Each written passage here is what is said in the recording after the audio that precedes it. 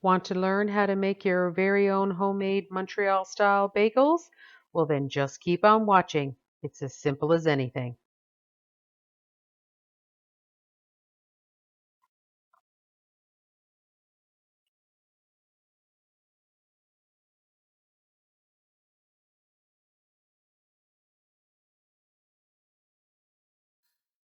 What I quickly learned here was that the paddle I had selected was crap for whisking anything, so I just used a little small whisk and whisked it right to death.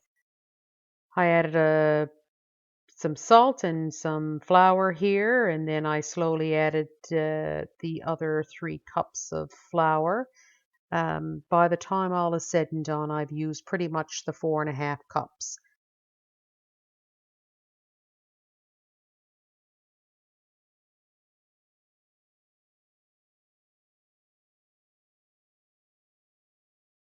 Now, at this point, for anybody who's going to knead it by hand, go ahead. I'm too lazy, frankly, and I like using my dough hook. You'll knead it either way, either through the dough hook or if you're really good at kneading and really strong, it'll take about 12 minutes of kneading in order to get the dough to that nice, smooth, elastic texture that you kind of want. And as you can see by this video, it becomes, somewhat still sticky, but really quite a nice texture and good to work with.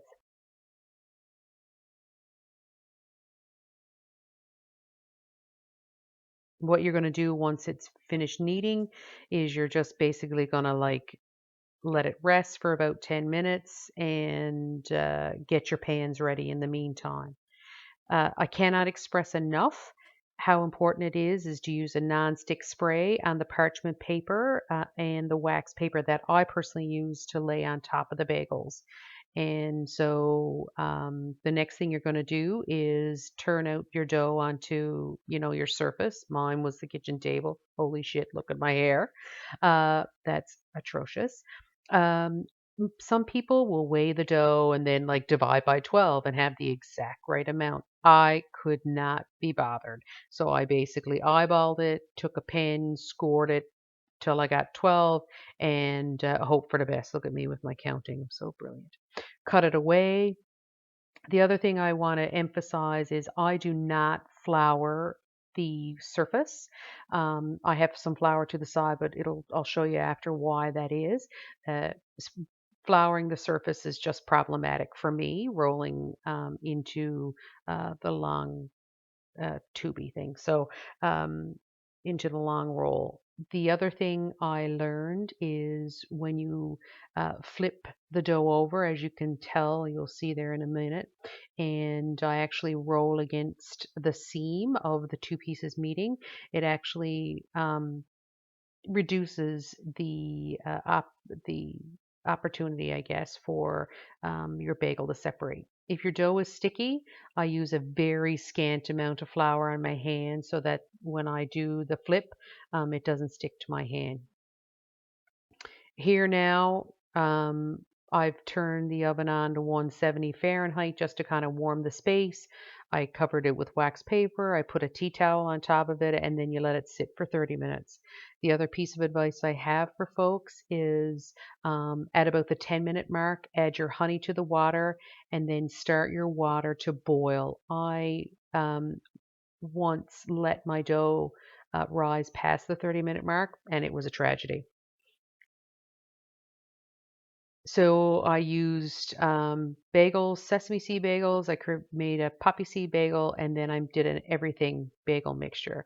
Um, so you can see there, it's just salt, some minced garlic, dried minced onion, some sesame seeds, and a little bit of poppy seed. And you just kind of, you know, give it a bit of a mix. Egg, whisk it with a drizzle of water just to make a little bit of an egg wash. Look at me, I'm just like a machine there. And then you're ready to go.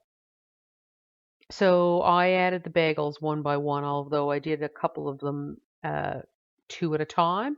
I hate it because I forget what I'm doing, and then all of a sudden I boiled one side, not boil the other. It's just way too freaking complicated. So I just typically do it one at a time. And yes, it takes longer, but at the end of the day, I feel for me it's more controllable. I don't know why it turned black and white, but isn't that very moody and interesting? Here I am doing the last of the everything bagels, and the sesame and poppy seeds are actually in the oven at this point. So you put them in the oven, set the timer for 8 to 10 minutes. Mine is usually 8. I have a natural gas oven. Flip it, uh, probably about 7 minutes.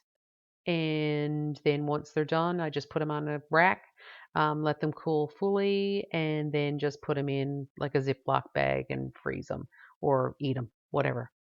So that's it. I hope you enjoyed. It was a lot of fun to do. I love making bagels, and I never thought I would. And this recipe really is so simple.